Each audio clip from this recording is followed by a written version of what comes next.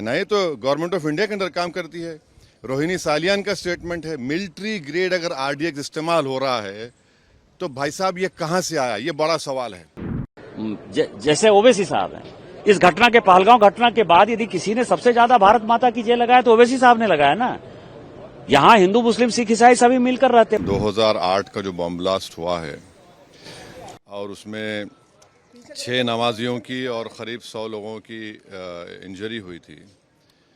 पहले मुंबई एटीएस ने, जिसको इन्वेस्टिगेट कर रहे थे हेमंत करकरे साहब, शहीद हेमंत करकरे, और उसके बाद वो इन्वेस्टिगेशन गए एनआईए के पास। अब इसमें इन्वेस्टिगेशन बहुत गलत हुआ। दूसरी बात यह है कि 17 साल के बाद कोर्ट ने तमाम आरोपियों को एक्विट कर दिया। हमारा पहला सवाल मोदी सरकार से और महाराष्ट्र की बीजेपी सरकार से है कि जिस तरह वो लोग अपनी बेचैनी का इजहार किए थे और ऐसा लग रहा था कि उनके जिस्म में कोई बहुत बड़ी चीज़ चुभ चुकी है, वो सुप्रीम कोर्ट भागकर मुंबई के जो ट्रेन ब्लास्ट में उन्होंने सुप्रीम कोर्ट भागे थे, सुप्रीम कोर्ट को गए, वहाँ पर जाकर उन्होंने उस जजमेंट पर स्टे लिया। मेरा पहला सवाल ये है कि क्या टेररिज्म के ऊपर इनकी हिपोक्रेसी होगी अगर वो सुप्रीम कोर्ट नहीं जाएंगे? क्या वो सुप्रीम कोर्ट को जाएंगे? दूसरा ये है कि मिलिट्री ग्रेड आरडीएक्स वहाँ पर इस्तेमाल हुआ, ये एनआईए ने अपनी चार्जशीट में कहा। अब ये मिलिट्री ग्रेड आरडीएक्स इस्तेमाल हुआ तो फिर ये कहाँ से आया? भाई 2006 का बॉम्ब ब्लास्ट मालेगांव का 2 हुए, 2006, 2008। 2006 में आपने मुसलमानों को पकड़कर खूब पीटा, मारा, वो डिस्चार्ज हो गए। किसने किया वो? अब 2008 का ब्लास्ट फिर किसने किया? और तीसरा ये याद रखिए कि अगर साध्वी प्रज्ञा ठाकुर की मोटरसाइकिल पर ही वो बॉम्ब रखा गया आरडीएक्स मिलिट्री ग्रेड, और एनआईए ने कहा कि उनके पास नहीं था, वो 2 लोगों के पास था, रामजी कलसांगरे, जो अभी तक गायब हैं। तो फिर ये हमको समझ में नहीं आ रहा। फिर मुंबई में जो ब्लास्ट हुआ था 1991 में, उसमें भी एक महिला के नाम पर एक वो गाड़ी थी, क्या बोलते हैं आपकी, मारुति वैन थी, जिसको ना चलाने आता था, उसको आपने कन्विक्शन दे दिया। ये हमको समझ में नहीं आ रहा। हाँ नहीं, सुन तो लीजिए ना। अरे भाई आप लोगों को इतना तकलीफ क्यों होती है? अरे आप नहीं, आप खुल के बोल दीजिए कि आप अरे सुन तो लीजिए ना। मैंने नहीं कहा कि उन पर प्रेशर डाला गया कि वो सॉफ्ट जाए उसके ऊपर। फिर 2017 में चार्जशीट में एनआईए डालती है, साध्वी प्रज्ञा ठाकुर का नाम नहीं था उसमें। तो ये सब जो चीजें हो रही है, इसका अकाउंटेबल कौन है? समझौता ब्लास्ट किसने किया नहीं मालूम, मक्का मस्जिद का ब्लास्ट किसने किया नहीं मालूम, मुंबई ट्रेन ब्लास्ट किसने किया नहीं मालूम, 2006 मालेगांव किसने किया नहीं मालूम, 2008 किसने किया नहीं मालूम। तो फिर कौन है? अगर वाकई में जिन लोगों ने ये किया है वो तो खुले फिर रहे हैं। फिर हम मोटा मोटा सवाल यही कर रहे हैं कि क्या मोदी सरकार, क्या महाराष्ट्र की सरकार सुप्रीम कोर्ट जाकर इस जजमेंट पर स्टे लगाएगी, नहीं लगाएगी? आतंकवाद से मुकाबला करने का दोहरा रवैया नहीं हो सकता।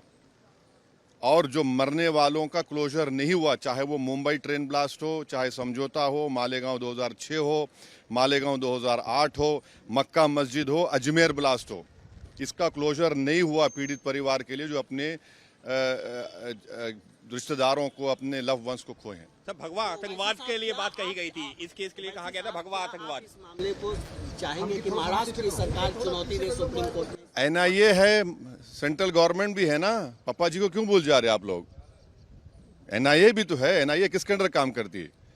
एनआईए तो गवर्नमेंट ऑफ इंडिया के अंदर काम करती है।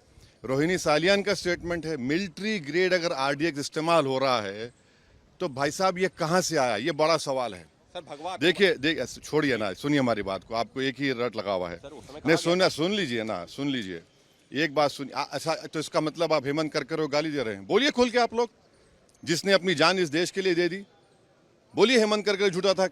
अरे आप एक बात समझिए कि हमारी एनआईए एक प्रीमियर इन्वेस्टिगेटिव एजेंसी है। उनका अगर इस तरह का रवैया रहेगा तो इंटरनेशनल लेवल पे क्या असर पड़ेगा, इसको आपको जानना चाहिए।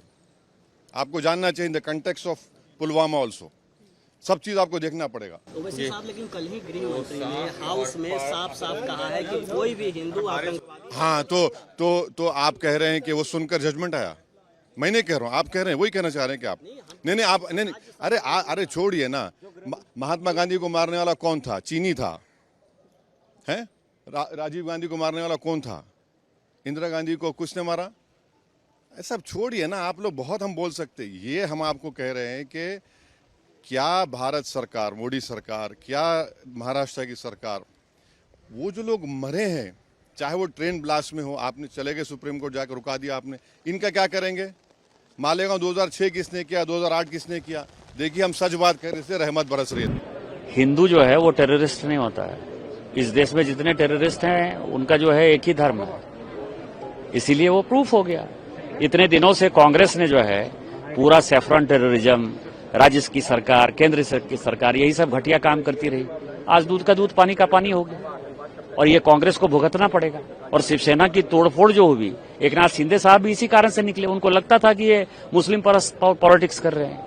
जिस तरह से असदुद्दीन ओवैसी ने ट्वीट किया है कि जो इस केस में जो वकील थी रोहिणी सालियान, उन्होंने पहले ही एनआईए पे आरोप लगाया था कि वो सॉफ्ट। अरे क्या उस वक्त तो पाकिस्तान ब्लास्ट कर रहा था ना भाई, यहाँ के लोगों से तो कोई मतलब नहीं है ना। 2011 की जो ब्लास्ट हुई, 2012 की जो ब्लास्ट हुई, 2013 की जो ब्लास्ट हुई, या 2008 में जो घटना हुई, सब तो पाकिस्तान स्पॉन्सर्ड था ना। तो पाकिस्तान के टेररिस्ट को पकड़ने के बदले आप हिंदुस्तान के लोगों को क्यों दोष दे रहे थे? हम तो आज भी कर रहे हैं कि हिंदुस्तान में जो रहता है, जैसे ओवैसी साहब हैं, इस घटना के, पहलगांव घटना के बाद यदि किसी ने सबसे ज्यादा भारत माता की जय लगाया तो ओवैसी साहब ने लगाया ना। यहाँ हिंदू, मुस्लिम, सिख, ईसाई सभी मिलकर रहते हैं, उसके ऊपर तो कोई क्वेश्चन नहीं है। लेकिन पाकिस्तान के लोग जो टेररिस्ट एक्टिविटी करते हैं, उन्होंने ये ब्लास्ट किया और आपने सैफरन टेररिज्म के नाम पर जो है भारत में दंगा फसाद मचाने की कोशिश की। कांग्रेस एक्सपोज हुई है। तत्कालीन गृह मंत्री पी चिदम्बरम थे, शायद उसके लिए दोषी है ना, इसीलिए तो उनको पता था कि क्या होने वाला है। परसों से जो उन्होंने बोलना शुरू किया कि पाकिस्तान ने ही ये अटैक किया पहलगांव में, इसकी क्या गारंटी है? ये कांग्रेस की मानसिकता दिखाती है ना।